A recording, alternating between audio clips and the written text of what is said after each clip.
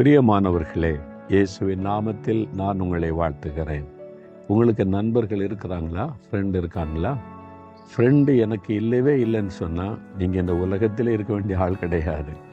நம்ம இந்த உலகத்தில் வாழ்கிறோம், நமக்கு ஃப்ரெண்ட்ஸ் இருக்கணும் பாருங்க. அதான் ஒரு நல்ல ஒரு மகிழ்ச்சியான ஒரு வாழ்க்கை. ஆண்டவர் இந்த ஃப்ரெண்ட்ஸ் என்ற ஒரு ஐக்கியத்தை ஏற்படுத்தி தந்திருக்கிறார். அதில் உண்மையான நண்பன் யார் தெரியுமா?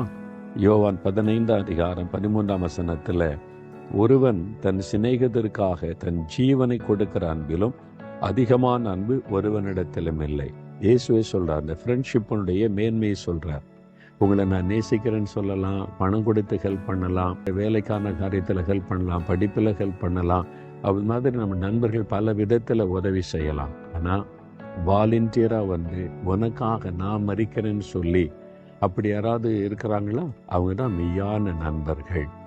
இப்படி செய்த ஒரே ஒருவர் இயேசு. நமக்காக நம்முடைய பாவத்தை பழிய தன்மேல ஏற்றுக்கொண்டு நமக்காக சிலுவையிலே மறித்தார். அவன் தான் உண்மையான மெய்யான சிநேகிதன். நமக்கு எத்தனை சிநேகிதர்கள் உலக பிரகாரமாக இருந்தாலும் ஒரு குறிப்பிட்ட காலத்தில் அவங்கவுங்களுக்கு இந்த வேலைகள், குடும்பங்கள், காரியம் வரும்போது அவங்க காரியத்தை பார்த்துட்டு போயிடுவாங்க. ஆனால் விலகாமல் கூடவே இருக்கிற ஒரு சிநேகிதன் யாருன்னா இயேசு கிறிஸ்து தான். நான் உங்களை என் சிநேகிதர் என்கிறேன் என்பதாய் சீசரை பார்த்து சொல்லுகிறார். அவரை சிநேகிதனாக ஏற்றுக்கொள்ளுங்க. அவரை நீங்கள் ஃப்ரெண்ட் ஆக்கிக்கிட்டேன்னா அவரோடு கூட நடக்கலாம். அவர் உங்கள்கிட்ட பேசுவார், நீங்கள் அவர்கிட்ட பேசலாம். உங்களுடைய மனதில் இருக்கிற துக்கத்தை ஷேர் பண்ணலாம். அவர் ஆலோசனை தருவார். அவர்கிட்ட பழகுங்க, அவரோடு நடக்க ஆரம்பிங்க, அவருக்கு டைம் கொடுங்க. அப்படி இயேசுவோடு இருங்க. வீட்டுக்குள்ளே, வெளியில், போகிற வருகிற இடத்துல இயேசுவே நீர் என் கூட இருக்கணும். You are my best friend O Lord, என் கூட இருங்கன்னு சொல்லி அப்படி இருங்க. உங்களுக்கு நண்பர்களாய் மனிதர்களை தந்துருன்னா அவங்களுக்காக நன்றி சொல்லுங்க. அவங்களை பிளஸ் பண்ணி ஜெபம் பண்ணுங்க.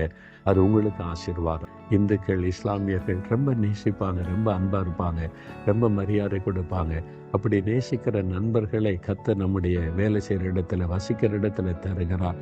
எந்த வித்தியாசமாக பார்க்காதுங்க. அவங்களோட ஒரு ஃப்ரெண்ட்ஷிப்பில் நல்ல ஒரு இருதயத்தோட பழகுங்க. அவங்களுக்காக ஜெபம் பண்ணுங்க.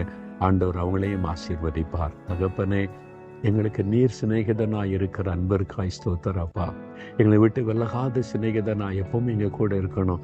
எனக்கு ஆலோசனை கொடுக்கணும், வழி நடத்தணும். இந்த உலகத்தில் நீர் எனக்கு தந்திருக்கிற நண்பர்களுக்காக ஸ்தோத்திரப்பா. அவங்கள ஆசீர்வதிங்க. அவங்க நல்லா இருக்கணும், சந்தோஷமாக இருக்கணும், அவங்களும் ரட்சிக்கப்படணும், பரலோக பாக்கியத்தை பெறணும். அவங்களுக்காக நான் ஆசீர்வதித்தை ஜெபிக்கிறேன். இயேசுவின் நாமத்தில் ஜெபிக்கிறேன் பிதாவே. ஆமென், ஆமென்.